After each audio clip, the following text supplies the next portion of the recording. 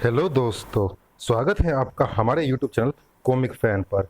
चलिए दोस्तों, शुरू करते हैं तिलिस्म देव सीरीज की अगली कॉमिक्स परछाइयों का चोर। चलिए शुरू करते हैं इस कॉमिक्स का पहला भाग। और दोस्तों, जिन्होंने अभी तक हमारे चैनल को सब्सक्राइब नहीं किया है, चैनल को सब्सक्राइब जरूर कीजिएगा ताकि आने वाले कॉमिक्स की अपडेट आपको समय से मिल सके। चलिए शुरू करते हैं ये भाग। परछाइयों का चोर। देवाल्य के नाम से प्रसिद्ध उस मनोरम घाटी में बसा था राजा विष्णुव्रत का नगर। प्रसिद्ध था कि देवाल्य के नागरिक आपस में बड़े प्रेम भाव से मिलजुल कर रहते हैं, लेकिन उन शैतानों की भी कमी नहीं जो चले आते हैं लोगों की शांति में विघ्न डालने।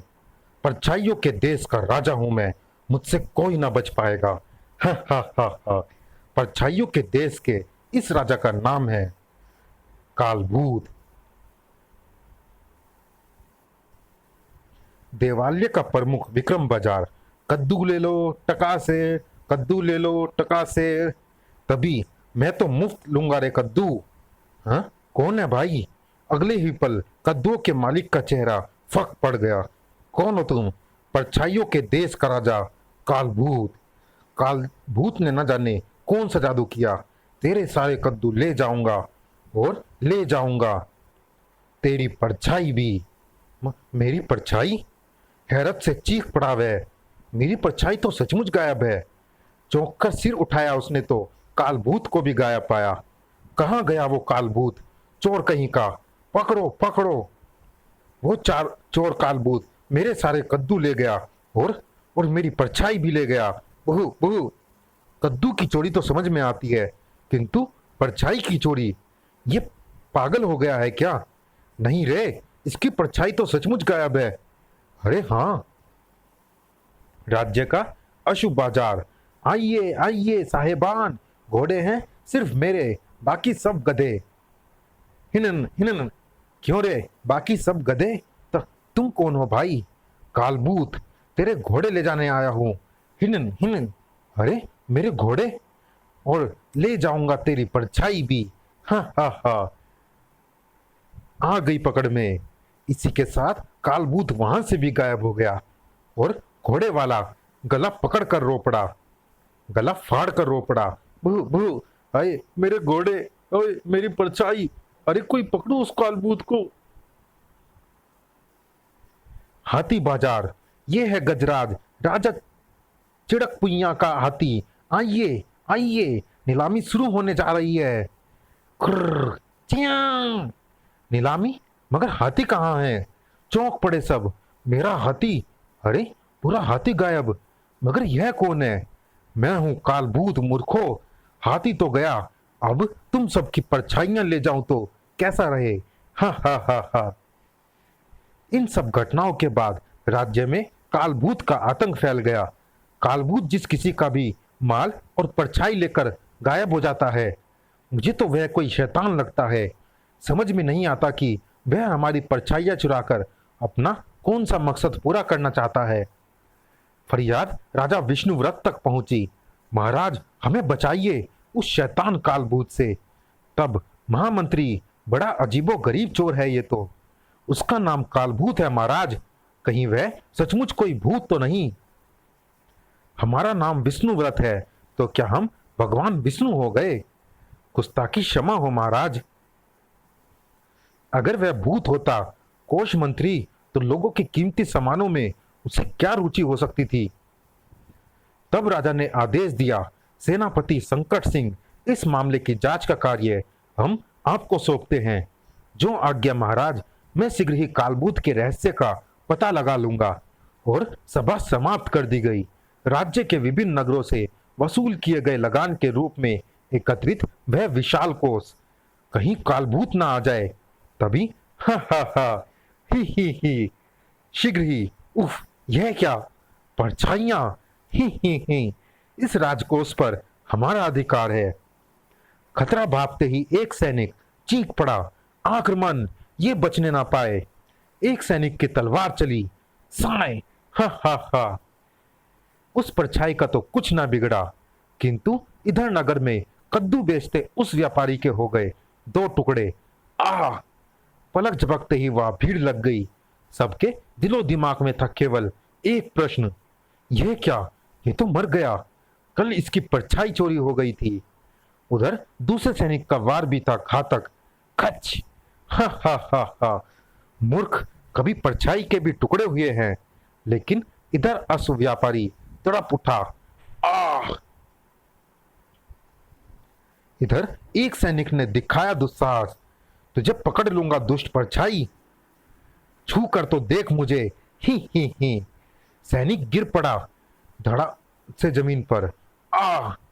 दूसरे सैनिक ने तो कमाल करने की कोशिश की, लेकिन बेचारा क्या जानता था कि वास्ता परछाइयों से पड़ा है। अरे, मेरा गुस्सा तो इसके आर पार हो गया। क्या बला है ये परछाइयां? हा हा हा हा! हसरत पूरी हो गई तेरी भी। और इधर हाथियों का व्यापारी चीख पड़ा, हाय, मार डाला। अरे, किसने मारा मुझे? उधर परछाई का हमला हुआ। यह देखो बेटा, सैनिक घूंसा कैसे मार जाता है। दाड़! ई! सैनिकों में भगदड़ मच गई। भागो, वरना ये परछाइयां हमें मार डालेंगी। उनकी व्यवस्था पर शैतान परछाइयां ठाका लगाकर हंस पड़ी। भागो, भाग जाओ, हमें तुमसे क्या लेना देना, हम तो तुम्हारी परछाइयां ले जाएंगे। उसके बाद चारों बैलगाड़ियों सहित वे परछाइयां वहां से गायब हो गई। यह सूचना सेनापति संकट सिंह के मस्तिष्क में हलचल मचा देने के लिए काफी थी। क्या परछाइयों ने राजकोष लूट लिया? किंतु मैंने सुना था कि कालभूत अकेला ही है। फिर इतनी सब परछाइयां कहां से आ गई? सेनापति जी, इस बार कालभूत स्वयं तो आया ही नहीं। ओह, यह कालभूत तो रहस्य बनता जा रहा है।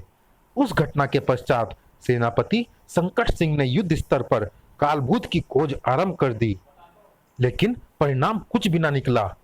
इधर नगर में कद्दू व्यापारी और अश्व व्यापारी की रहस्यमय हत्याओं के कारण लोगों में भय फैल गया। कल कालभूत दोनों की परछाइयां चुरा ले गया था और आज ये दोनों मारे गए। अभी न जाने कितने ही और लोग मरेंगे। न जाने किस शैतान की नजर लग गई है देवालिया घाटी को। मैं तो आज ही ये नगर छोड़कर कहीं अन्यत्र चला जाऊंगा। अगले दिन पूरे महल में हंगामा मच गया। मेरी परछाई चोरी हो गई। और मेरी परछाई कब हुई चोरी? हम सबकी परछाइयां चोरी हो चुकी है। राजकुमारी पूनम, राजकुमारी जी, आपकी परछाई कहाँ गई? राजकुमारी जी की परछाई गायब है। परछाइयां तो हम में से भी किसी की नहीं बन रही। इसका मतलब हम सबकी परछाइयां चोरी हो चुकी है। महल में चारों ओर अफरा तफरी सी मची थी। कालभूत सबकी परछाइयां चुरा ले गया लगता है। खुद महाराज की समझ में कुछ ना आया। खुद हमारी परछाई भी कल रात चोरी हो चुकी है। आखिर कालभूत परछाइयों को चुराकर क्या करना चाहता है? सेनापति संकट सिंह, महामंत्री, कोष मंत्री, यहाँ तक कि महल के रसोइये और एक एक दरबारी की परछाई उसके शरीर से अलग होकर गायब हो चुकी थी। कोई भयानक संकट आने वाला है देवालय पर। सचमुच संकट ही मंडरा रहा था देवालय पर। हा हा हा हा! देवालय का बच्चा बच्चा कालभूत का रहस्य जान लेने को आतुर है, लेकिन कालभूत का रहस्य कोई नहीं जान पाएगा। और ये वे परछाइयां हैं जिन्हें मैं कल चुरा लाया हूं। ये सब मेरी गुलाम है। हा हा हा! कालभूत जिंदाबाद। ये है देवालय की राजकुमारों की परछाई। कालभूत को मेरा प्रणाम। और यह है देवालय सम्राट महाराज विष्णुव्रत, महामंत्री और अन्य मंत्रियों की परछाइयां। कालभूत की जय हो। भयानक अट्टहास कर उठा कालभूत।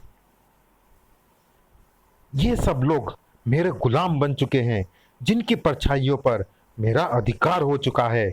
मैं चाहूं तो यहीं बैठे बैठे पलक झपकते ही जिसको चाहूं खत्म कर सकता हूं। हा हा हा हा! लेकिन मैं ऐसा नहीं करूंगा। परछाइयों का देश बनाऊंगा मैं, जहां होंगे सब मेरे गुलाम। हा हा हा! उधर राज दरबार में चारों ओर फैली थी चिंता ही चिंता। पूरे नगर में कालभूत के नाम का आतंक फैला हुआ है। सेनापति संकट सिंह, क्या हम इतने विवश हो चुके हैं कि कालभूत के आगे बेबस से होकर रह गए हैं? क्षमा करें महाराज, किंतु ये सच है। कि 4 दिशाओं में खोज करने के बाद भी मैं कालभूत का कोई पता न लगा सका।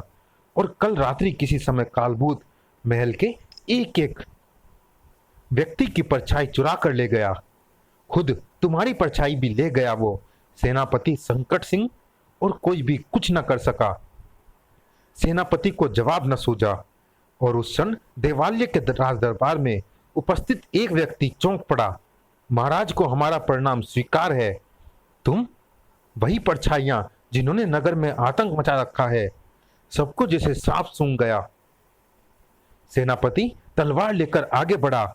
दुष्टों, शैतानों! कई और सैनिक भी परछाइयों को घेरने के लिए आगे बढ़े।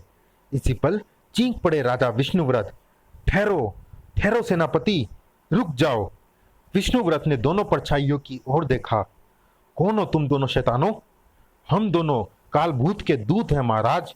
कालभूत का नाम सुनकर ही कई चेहरों पर सफेदी छा गई। हमें कालभूत ने आपके पास भेजा है। हम उसका एक संदेश आपको देना चाहते हैं महाराज। क्या कहा? कालभूत का संदेश? कालभूत का कहना है महाराज कि कल सूर्योदय से पूर्व आप राजगद्दी छोड़ दे और महल के गुंबद पर एक श्वेत ध्वज टांग दे। कल सूर्योदय के पश्चात कालभूत स्वयं इस राज सिंहासन पर बैठेंगे।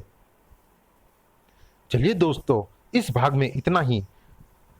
ये रोमांचक कॉमिक्स जारी है अगले भाग में भी। मिलते हैं इसी कॉमिक्स के अगले और अंतिम भाग में। तब तक के लिए धन्यवाद।